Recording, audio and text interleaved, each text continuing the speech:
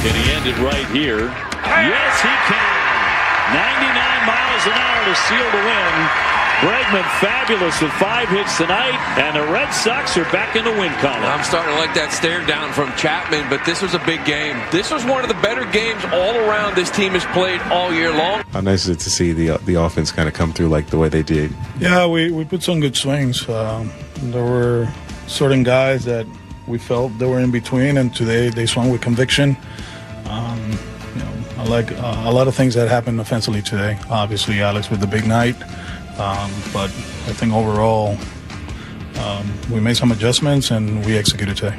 Alex, how important was it to just play a clean game? It's very important. Very important. I know yesterday I said what I said, but we always prepare. We feel like we can win every game. It's not going to happen, but clean baseball, we take pride on that, and we haven't done it over the course of the last 10 days, whatever, and today it was good. Much needed win for the Red Sox last night. You don't need to hear you don't need me to tell you that, rather. Maybe Jared Carrabis could tell you. He joins us tonight, presented by Blue Moon Light, a light and refreshing citrus wheat beer with only 95 calories. Brewed with real tangerine peel for a subtle sweetness and a smooth finish. Enjoy Blue Moon Light today. Again, it's Wednesday, which means Carrabis in the studio. We'll get to your calls and thoughts on the Red Sox, who were winners last night. 7-4 was the final in Tampa. And shocker of all shockers, they hit, they fielded, they actually look like a Major League Baseball team. Jared, can you believe that? This is it, Tony. This is the turning point. This is where they turn around. They're going to be just fine now because of last night. Okay, so I told you that would be the message from Jared Carrabis. I predicted it at the end of Felger and Maz, and there you go. So let me just ask you if you can separate yourself emotionally from the Red Sox, which I know is difficult. Are you trying to say that I have like a bias towards the team? But when you look at the first 19 games, what would you say your biggest concern is? The defense? Let me give you 2 to pick from. The defense or the offense? Which one? The defense. Why? Because it's been a problem. The offense, they're going to hit. I mean, obviously, this past Sunday or the Sunday before when they put up 18 against St. Louis, it's like we know they can hit when they're clicking. And there's guys that haven't gotten it going yet, like Tristan Costas is someone that he started the season as your cleanup hitter for a reason. They believe that he's a 30-plus homer guy. We're still waiting to see it, Milliken. But I think when you look at the defense and it's sloppy and there's mental errors and careless mistakes, you look at the last few seasons and you're like, how is that any different from how it's been for the last few years? That's when it gets concerning. Any specific spot or spots on the field that concern you more than others? Everywhere except for shortstop, third base, and I guess the outfield defense. Okay, so I was going to say the outfield defense all in all is usually pretty decent. Catcher, right side of the infield. Catcher's bad, Jared. Yeah. Sneaky bad. Well, they can't throw anybody out. Not even sneaky. It's just bad. Did you have any concerns about the catching going into the year? I felt like... Because I did. Yes, but I wasn't like this is going to be a glaring issue. I just knew it wasn't going to be stellar. Okay. Let me also... I think the issues on defense are really apparent.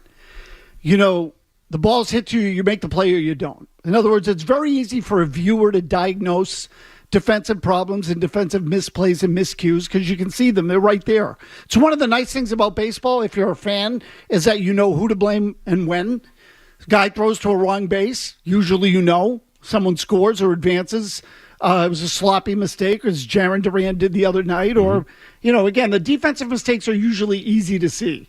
The offensive problems get a little bit more complicated. We start talking about things like approach at the plate, guys swing. Is it an uppercut swing? Does he have a long swing? Does he have a short swing? How good is the pitching? For example, the other night, Boz was pretty good. Yep. Maybe that had more to do with pitching than it did with offense. Just because you don't hit 3 nights in a row, that doesn't mean that it's always the same thing. But they make everyone look like Boz. Absolutely. That's a problem. Okay, so which brings me to this story today in Mass Live that relates to Pete Fatsi, the hitting coach. And by the way, I had a text exchange with Jared today that I'm going to read you at the end of this segment because I think there is a potentially a great little nugget of information in there that we'll get to momentarily. But I want to ask you about the offense. Mm-hmm. The story is written by Christopher Smith at Mass Live, and he says that Cora speaks a lot about taking care of his players, but what does he do to relax his coaches, specifically hitting Coach Pete Fatsi, who I think has probably been under fire as much as anybody on the staff. And Cora says, and there's a quote from Cora, he says, you have conversations. It's part of the process. As long as the process is where it's supposed to be, the results will happen, and we know that. We talked about it the other day. The line was moving, runners in scoring position. At one point, we're going to get a hit with men in scoring position. We're going to start hitting it out of the ballpark. That's been the message, conviction behind the plan. And if we do that, we're going to be good. With Pete, he understands how it works. And my job, our job, is to cancel the noise. And I think I took care of that yesterday. Yesterday, means that his conversation with Fatsi and eliminate the noise, and there's not any problem with our approach. That's really what the general message is. Do you agree or disagree? That there's nothing wrong with the approach? Yeah. Do I disagree. Okay. Yeah, so yeah. You are one of these people, too, who believes that the approach at the plate has been flawed. Well, it's not even that I believe and it. I'm not telling you I don't believe that. I mean to put that in those Sure. words. But I also think that their approach sometimes stinks. Yeah. So keep going. No, it's not that I don't believe it. I'm looking at all the strikeouts, and how could the approach not be something that needs to be tinkered with?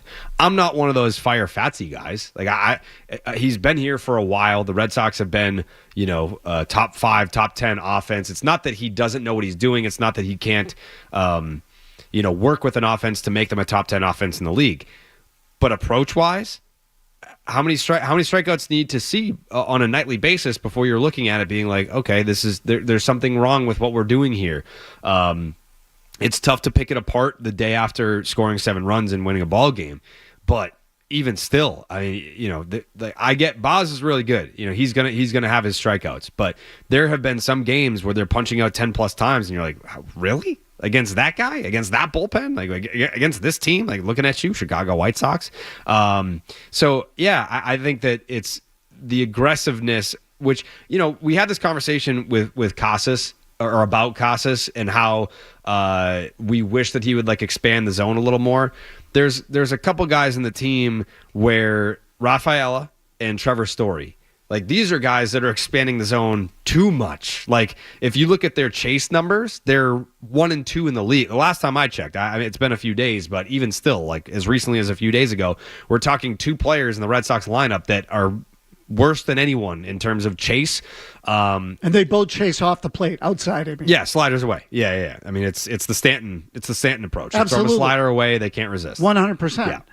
And so here's my one question though. And if I don't expect you to be a hitting guru and have all the answers. I'm just saying, I would love to have someone dig into it, Jared, and ask these questions to Cora and the staff. How do you fix guys who strike out a lot? So when you look at it, Jarren Duran, now again, the strikeout numbers have changed dramatically in the last 20 years in baseball. I had this discussion with Milliken on Friday because I'm still hung up on the old numbers, and I understand the game's different. But Jarren Duran's your leadoff hitter, and he struck out 160 times last year. Now, he played in 160 games, or did he play in all 162? No, he got suspended, remember? Okay, so he played in 160 games. That's a crap ton of plate appearances. So the point being, Milliken tells me his strikeout percentage isn't that out of whack. But 160 is a crap ton of strikeouts. Sure is. William Abreu strikes out a lot for the number of at-bats. I think Wong strikes out a lot for the number of at-bats. Story. Casas, Story. Rafaela, exactly. Now, Devers, you take the strikeouts because you get the power and production with it, and he still hits for a reasonably high average, so fine, he can get away with it. But how do you fix that with guys who don't make contact? Well, I think it's also a context thing where, say, for example, Jarren Duran, you talk about 160 whatever strikeouts, but what's his on-base percentage? Like if he's getting on base at a 360 clip, you're like, all right, yeah, he strikes out a lot, but look at how much he's getting on base. Fair. Especially for a leadoff guy. Like I care how often are you getting on base. But it's very interesting to me, and I get that there's no place to put him, but they are stashing Masataka Yoshida. They need guys who don't strike out, who get on base, who make contact, put the ball in play. They pay one $90 million to what? Vacation? Sightsee? Like, they have that guy on their team, in their organization, and they're just like, yeah, well, the shoulder's not right. Like, he can't throw the baseball. Well, you haven't asked him to throw the baseball in 2 years. Like, he can come in and hit. But again, like, it's what do you do with Devers? And then it opens up the door to a whole nother conversation of if and when Masataka Yoshida is ready to come back, where does he fit in? What pieces do you move around? Like, is Rafael Devers a guy that you could see playing a little bit of first base? Because the other thing, and again, it keeps spilling out, you have Roman Anthony, he's ready. I don't know if you saw the numbers this morning, but his Baseball Savant page was going around. It's all red, like 96th percentile, or in some cases 100% percentile in all these offensive categories. He's ready. There's nothing left for him to achieve in Worcester. He needs to be on this roster. But if you're going to add him, now it's another logjam situation. And to your point, Tony, I know that you got a lot of flack for it. I think if Roman Anthony gets added to this roster... Stop. Okay. Stop. Okay. Don't go there yet. I'm not going anywhere. Okay, this gets to the text exchange I had with Jared. Okay. And I want to read it to you verbatim when we come back, because, again, I think there's a little bit of a nugget of information in there, which we'll get to with Jared Carrabis on this Wednesday when we come back on the Baseball Hour. If you are on the phone, sit tight. I assure you we're going to get to your calls, and we'll let you speak directly with the man himself. Okay, so don't go anywhere. Right back with Jared on the Baseball Hour.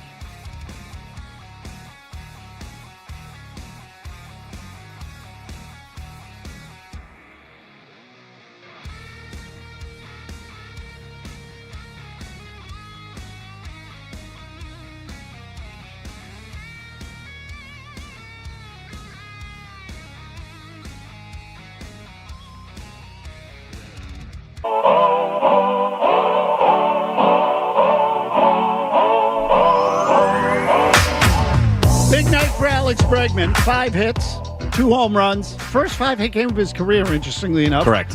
Which I'll tell you, though, is really, initially I went, wow, he's never done that? And then I thought about it. It's not easy to do. You know, it's not like every guy gets a 5-hit game. They don't. You know, you've got to be perfect on any given night. No walk, no error. Even if you make good contact, you might hit it right at someone. No simple thing. Mm-hmm. But I said earlier, I wouldn't call this a weekly ritual or routine that we have, Jared, but most times I will text Jared during the day just to see if there's anything particular that he wants to address when he comes on the baseball hour. So this morning, early this afternoon, just before Felger Mass, 1:45 p.m., I'm going to read you the entire exchange because it relates to something that Jared was just saying in the last segment. So 1:45 today, I texted, anything specific on your mind? Jared replied, we won't know what the 2025 Boston Red Sox look like until Roman Anthony gets here. Okay, then, I replied. Where are they going to play him, I asked. Tune in to the baseball hour tonight at 6 p.m. to find out, says Jared. I won't share the rest of it with you because it was, you know, kind of small talk, grab ass. It's very intimate. More on the personal side. Yeah, private, yeah. So pick that up. Where's he going to play, Jared? If and when they bring Roman Anthony here, where's he going to play? I know where I would play him. I put it out on Twitter a while ago, which we'll revisit in a moment. But go ahead. You also had a take on the air that you got crucified for that was kind of dumb, but half of it I do agree with. Okay. I do believe he will see some time at DH when he gets called up. Okay. I do believe that. They're going to have some decisions to make, and they're difficult decisions because again, Marcelo Meyer is another guy that's knocking on the door of the big league roster and had a tremendous spring. He's been vocal about saying, I think I had a spring that was worthy enough of cracking the big league roster. The only thing going against Marcelo Meyer is he has an injury track record. He has less time, less at bats in the minor leagues. So, they're trying to see, what do we have here? But with Roman Anthony, I sent you the graphic, Tony. He has nothing left to prove at the AAA level. He beat the game. We're not just talking about, hey, he's doing well. No. He's in the 97 to 100 percentile in so many different offensive categories. It's time to graduate. And I don't know if it's going to be this weekend. If it were me, get him up here. Because what I said to you, when people are freaking out about the Red Sox and the offense and, what does the team look like? What's the identity? What's wrong with the Red Sox? This is not the Red Sox yet. The real Red Sox, the real 2025 Boston Red Sox. Again, it's a reminder to everyone listening, it's mid-April. And I always say this when we're doing the podcast, we're talking about different storylines in April or in spring training. Once we get to August, September, even October, it's crazy to think about what the team looked like in April. Totally different. What was important to us, things that were talking points that who cares now at this point. So Roman Anthony is going to get called. We're not talking about an if or a maybe. It's a when and how soon. And it should be very soon in the case of Roman Anthony. So when we talk about guys like Christian Campbell, who made the team out of spring training and got his extension right off the bat, and we're looking at the roster construction saying, well, now we have our second baseman of the future. Do we? I'm not so sure. Because if Marcelo Meyer gets up here, he's the second baseman. So that puts Campbell in the outfield. And you already have Roman Anthony who's going to be in the outfield. Now because everyone's saying, well, who's the odd man out? There might be 2 odd man out. And again, it's where do you rotate these guys around? I know, where do you stand on, I guess, the defensive alignment once you've now added Roman Anthony and Marcelo Meyer to this team? Okay, so look, I would tell you that I think they're already starting to show you that they're considering Campbell in center field. So Raffaelli gets bounced out, Meyer plays second base, and Campbell moves to center. Now, I know what that means, that Anthony can't play center field. I don't think Anthony's a center fielder anyway. No. But are you saying when Anthony comes up, just to get back to this, that Anthony would be the designated hitter? No, I'm saying he would see time there because they're going to have to mix and match. So you think they're going to move him around? I think they're going to have to. Okay. Because you're not again, we mentioned Yoshida earlier. Where in the outfield? Left? With Roman? Yeah. Yeah. I think he has to be your left fielder. And Durant slides over to play center. I don't know why they moved him in the first. I get Rafaela. It's just there's too many pieces, and when you have a pecking order, I love Rafaela's defense. Love it. But there are guys that can help the Red Sox win in a way that he cannot. He can't. Yeah. Yeah, okay. So, Rafael, I think we agree on this. Rafael is going to be one of those odd men out. I think I think it's a Worcester situation. I don't even know, because everyone's like, well, he'll be the utility guy. Okay, well, where? Like where does he fit in that role? Because you have David Hamilton. Like there's guys that they just don't have a spot right now. Again, good problem to have. When you have Roman Anthony coming up, number one prospect in baseball, and Marcelo Meyer right behind him, that's going to be the real Boston Red Sox. That's going to be the real 2025 team, is when you have Meyer at second base, Campbell's going to have to move to the outfield, and then Roman Anthony's going to be out there too. It's an entirely different team than the one that we've watched for the first 3 weeks. Okay, I want to come back to Campbell, because to me that one is interesting in a lot of different ways and topples a lot of dominoes. Sean in Colorado, let's go you first, and just try to be quick. Yep, sounds good. How's it going, guys? Hopefully we get a little catch-up tonight to match the crap sandwich we just got fed this week. Yeah. Who's the guy that's going to be that rah-rah, close the door, players-only meeting guy? And if a speech isn't going to do it, is calling up Roman Anthony the guy? I mean, Jared, I don't know if you saw Jay Hayes' tweet. Ohtani and Judge were the only two guys to have a barrel percentage above 20% last year, and Roman Anthony sitting, 38%? 38.7. It's time for him to get called up, like, now. Okay. And is that the change that they need to get the spark going with this team? Okay, Jared, go ahead. I don't necessarily think that they need a spark. I think that they need stability. And I agree with Coley, who I do Section 10 with. I don't love flexibility. I give these guys positions and let them play the position that they're going to play. It's the best way to build a lineup. I don't want Christian Campbell playing second base and then playing center field. I don't want these guys moving around. I do think that it's not completely out of the question to at least consider Rafael Devers playing some first base. If we want to be doing that. But the guys that are coming up that are going to be the impact players, like Roman Anthony is going to be an impact player on this team. He needs to just have a position.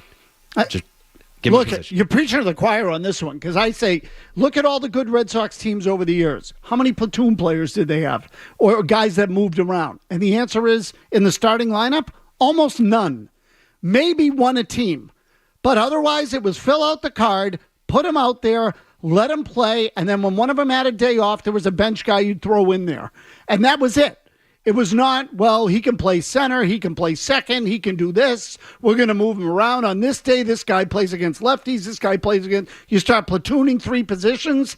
No, you're a big market team. You can afford to have everyday players at every position. I'll allow for 1, maybe 2 in the rarest of circumstances. But other than that, no. You get regulars and you play them. Peter in a car. Peter, what do you got? So I hope Theo's behind the scenes pulling the strings, because this team needs to be restructured, before the trade deadline. I think Duran needs to go. I think Trevor Story needs to go. And I think Ceddanne Rafaela needs to go. And I know that's going to be difficult to do because of the contractual situation, but I don't think they can win with those guys in the lineup, because I just don't think in high leverage situations. Peter, I got you. Sorry, I'm just trying to keep the calls moving because we get a lot of people. They're not going to get rid of all those guys at once. But Jared, the question about Theo and his presence in the organization and what type of impact he's having, have you been able to discern any of that? Get any ideas to what kind of impact Theo is having? Yeah, he's been a sounding board for Breslow this entire time. But I was just pulling up the numbers here. Trevor Story is hitting .311 with a 788 OPS, a 124 OPS plus. So I get it. First impressions, and it's been a long first impression with Trevor Story, is that the guy can't stay on the field, and when he's on the field, he's not productive. He's had a very nice start to the season. I know he had a defensive miscue the other night in that series, the blowout loss to Tampa, but outside of that, he's been one of your bright spots. So I don't agree with Trevor Story needs to be moved. Yeah, look, I don't think Trevor Story's a problem on this team. I think that if you build the lineup the best way possible, he's not your number 5 hitter. That's what I feel. Agreed. So now, again, you want to keep him and hit him in the bottom half of the lineup, and by bottom half, I mean beyond 5. Fine, no problem. Put him down there, fine. He'll hit mistake pitches. You hang him a breaking ball, he'll bolt it out of the ballpark. He doesn't have the bat speed to catch up with fastballs anymore. I'm not sure he ever did. Maybe he did. I didn't see him early in his career. But whatever it is, he's not a problem. Trevor Story's not like a negative. No. He's played well thus far for what a kind of player he is. I just push back on the people. Honestly, I think it was the ESPN Baseball Tonight phenomenon or maybe MLB Network. Trevor Story. They used to talk about Trevor Story all the time. He's a product of Coors Field. He has limitations as a player. If you pitch him right, he's an easy out. Now, I can say that about 85%, 90% of the players in the big leagues. There are very few guys that aren't mistake hitters. Those guys are elite hitters, and that's why they make the big bucks. And even then, if you pitch them right, you can get them out. So I just think Story has some vulnerabilities, but I don't dislike Trevor Story. I just think that his limitations will get exploited against good competition. Kevin Majori's got your headlines here. Don't go anywhere when we come back. I do want to follow up on Christian Campbell with Jared and also tell you about the at-bat that I thought last night was the most meaningful at-bat in the game from an adaptation or adjustment made by the Red Sox with regard to approach. We'll get to that when we come back.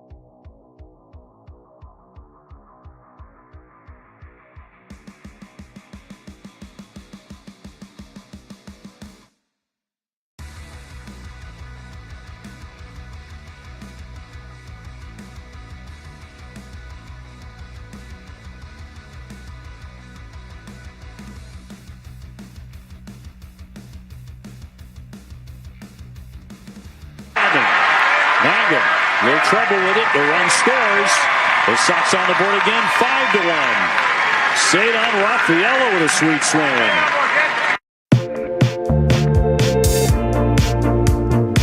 So can I just say this quickly? And it's going to sound stupid, but, we're in the business of that. And you get right down to it. We? Yep, we. You too, Jared. I don't know about that. That was my favorite swing of the night. Cedar Rafaela's single to right field to make the score 5-1. And I know Bregman hit 2 homers. Duran hit one out to the opposite field. By the way, of the 11 hits by the Red Sox last night, 7 up the middle or to the opposite field. Okay, so they were not pull hits. Well, geez, what do you know? The pitcher throws the ball away, you hit it away. He throws it in, you hit it in. You pull. He throws it down the middle, you hit it up the middle. Hit it where it's pitched. And then all of a sudden, maybe you won't strike out so much, although they did strike out 11 times. Still, Rafaela, I can live with the strikeouts if they get 11 hits and 7 runs every night. Just don't make yourself an easy out. Rafaela was down 0-1, guys on first and second, fastball away. You know what he did? He shot it to right field. Line drive, base hit, they scored. What's wrong with that? Anything wrong with that, Jared? No. Thank you. Use all fields, Tony. Appreciate that. Yeah. You mentioned Campbell, and you said Marcelo Meyer is ultimately going to end up at second base. Mm-hmm. Where does Campbell go? That's the $1 million question. Okay, so you're saying... You have 4 guys for 3 spots at that point.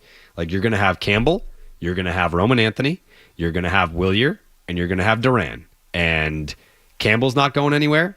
Roman Anthony's not going anywhere.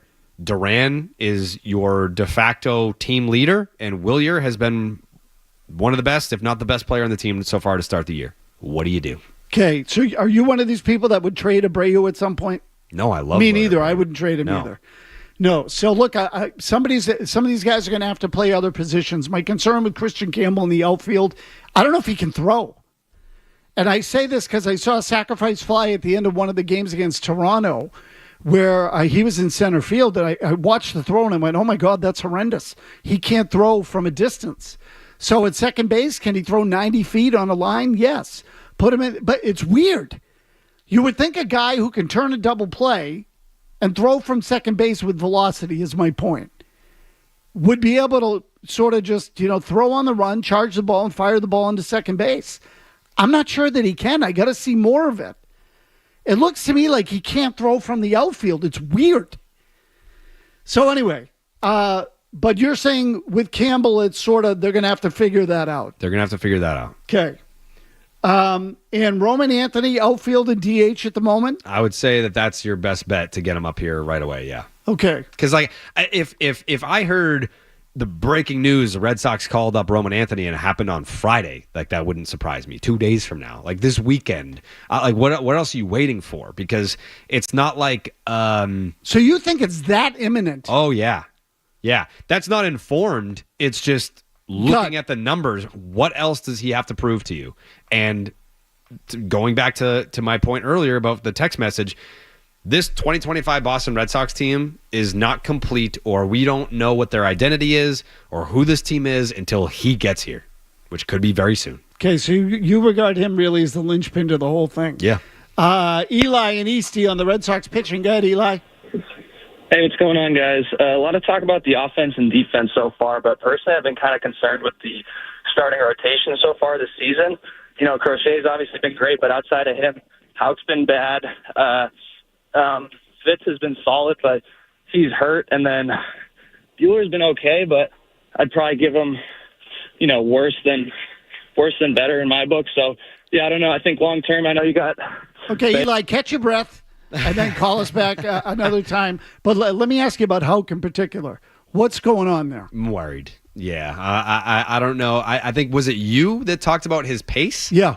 I think that's legit. When he's quicker to the plate, the results are there. And when he's a little bit more slow with his tempo, the results are not there.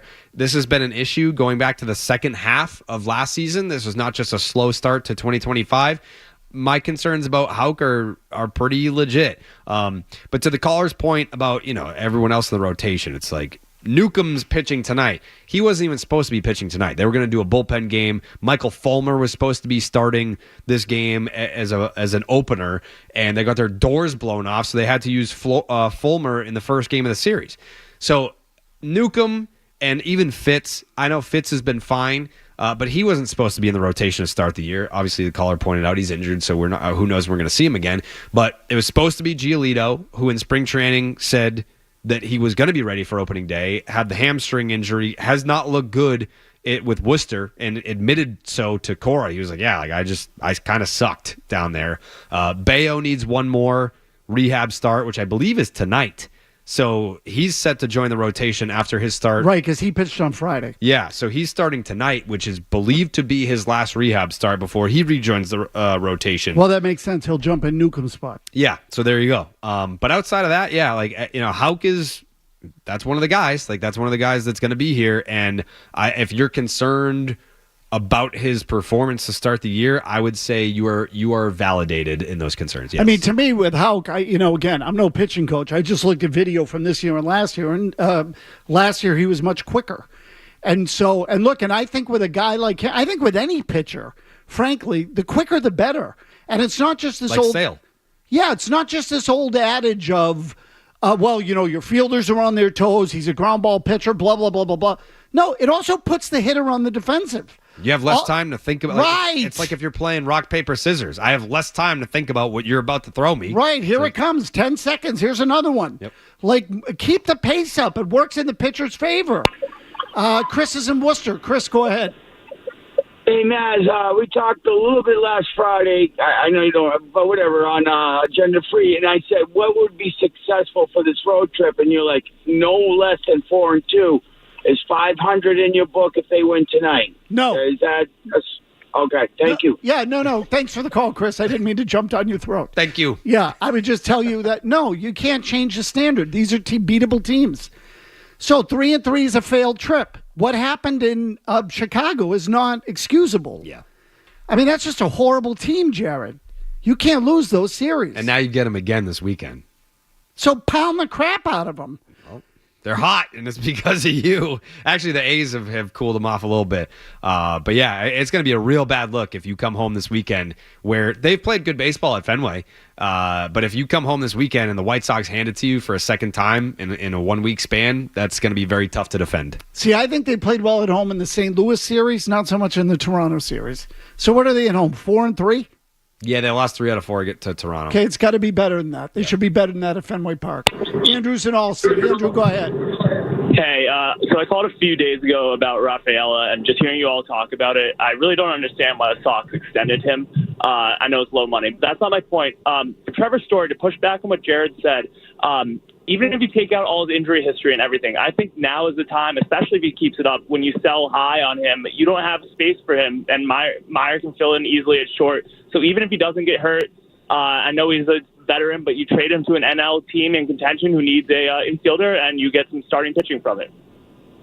Okay, Jared, realistically, what's the likelihood that Trevor Story is going to be dealt from this team anytime soon? Probably less than 1%. Yeah, I just don't see it. And again, right now, honestly, I don't want to trade Story. No, he's not the problem right now. He's been, again, one of your bright spots. I get the whole sell high on him thing, but the contract, the money remaining is a factor.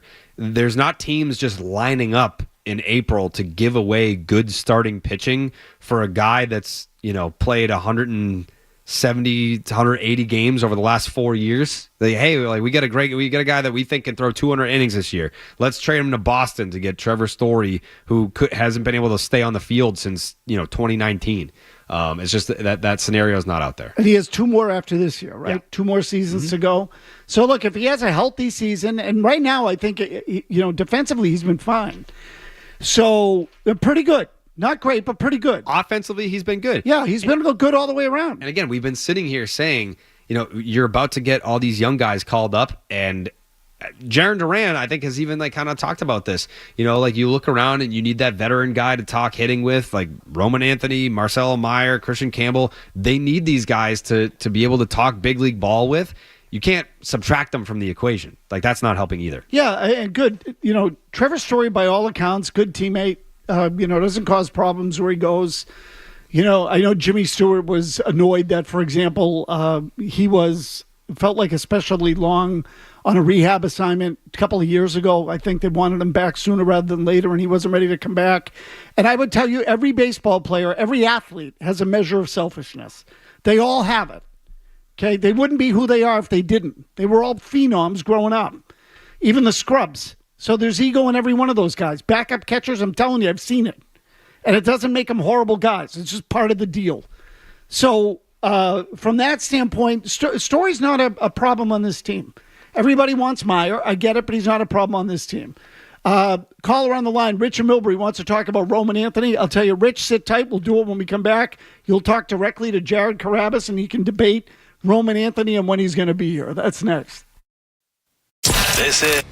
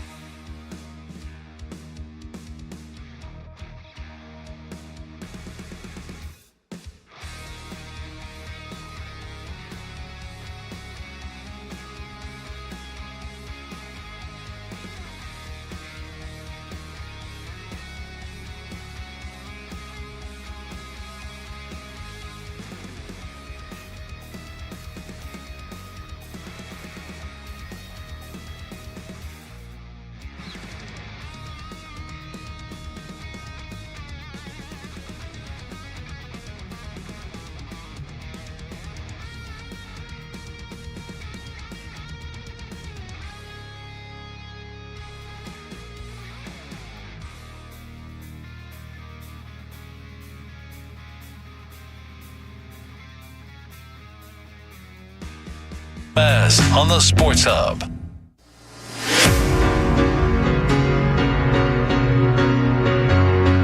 Just a couple minutes left here with Jared Carrabis on this Wednesday. Richard Milbury has been patiently holding. Wants to talk about Roman Anthony, who, again, Jared Carrabis believes should be in the big league soon. What did you say in the last segment? You wouldn't be surprised if Anthony's here like this weekend. Friday? Yeah. I mean, he's that hot down there, huh? That hot. Statistically, I don't think people understand like the barrel rate of this dude. The caller brought it up earlier. Jay Hay, who I do my podcast with, very smart guy. We're talking like Judge and Ohtani's barrel rates are like low 20s, and Roman Anthony's pushing almost 40%. It's crazy. What he's doing, I don't want to say it's unprecedented, but I've never seen anything like it before. So, like, we're talking silly numbers. We're talking, why is he in Worcester right now? Okay. Richard Milbury, go ahead. What do you got? Hey, Marcelo Anthony, you're talking about. Why don't they start putting him practicing at first base? That would be awesome. Okay. We'll let him go. I personally would not put Meyer. Marcelo Anthony at first base. I would not do that. But you think Marcelo Meyer is going to play second? I think he's going to play second, and I think Roman Anthony should play left field and DH a little bit, yes. Okay. So if Roman Anthony plays left field, Durant plays center? He should be playing center now. I see, because you think he's better than Rafaela. No. I don't think he's a better center fielder. I think he's a better defensive outfielder when he's in center, but Rafaela has to be the odd man out when you start adding all these other guys. I see. Yeah. Okay, so the one of the concerns, and let me ask you this question before you go. When you add all these guys to the lineup, are you going to be too left-handed again? And I know that's a small thing, okay? But you would have Durant in center, Anthony in left, Meyer at second, maybe Devers at first. Right. Right. Willier in right field, Willier in right field, Devers first base or DH, Casas at first base, Yoshida if you want him in the lineup. You're going to be way overloaded on the left side. Do you care? If they're hitting, I don't care. I mean, you look at even, like, I don't know, specifically you mentioned Casas. Casas has been hitting lefties this year. So if I just have to see it, but you roll out these guys, they're super talented, and of course you want to have more right-handed bats in the lineup. You have Story, you have Campbell, but if your best players are left-handed, your best players are left-handed. Yeah, now you have Bregman too, so that's three righties. Yep, there you maybe go. a fourth behind the plate. Sure. But I'm just trying to lay it out for you. The only reason I bring it up, Jared, they made a concerted effort to balance out the lineup a little bit this year, bring in a right-handed hitter, get Campbell up, et cetera, and now all these lefties, you're going to erase all that. Yeah. So now, look, if they're good lefties, then if you're going to be one versus the other, you'd rather be two left-handed, not two right-handed. Sure. So yeah, it's hard to find many teams that win without good left-handed bats. Anyway, thank you for joining as always. Hey, thank you for having me, Tony. Absolute pleasure. It sounds like you're just as excited about the future of the Boston Red Sox as I am. I don't know that I would go quite that far. Well, you told me off the air that you think that they're going to go to the World Series. You said that. Yeah, I said no such thing, but I'm not surprised that you would tell our listeners that. That's fine. Because, you'd like to have around. It's the way it goes. Matt McCarthy coming up top of the hour. The least believable thing I've ever heard. You're filling in for Joe Murray? Yeah, we'll start with the Bruins tonight and the piece in the Globe about Charlie Jacobs. But my main takeaway from what I just heard from you guys, somebody's got to go. Who's going? If you're bringing up Roman Anthony and you're bringing up Marcelo Meyer and you still want Christian Campbell in the lineup, who is going? We will get to that later on in the program with comments made by Dave O'Brien last night that I found very interesting. Oh, I did. I want to hear this, actually. I'm going to have to go back and listen to it on the broadcast as well. Kevin Majori's got your headlines. McCarthy's got you for the rest of the night. We'll see you later.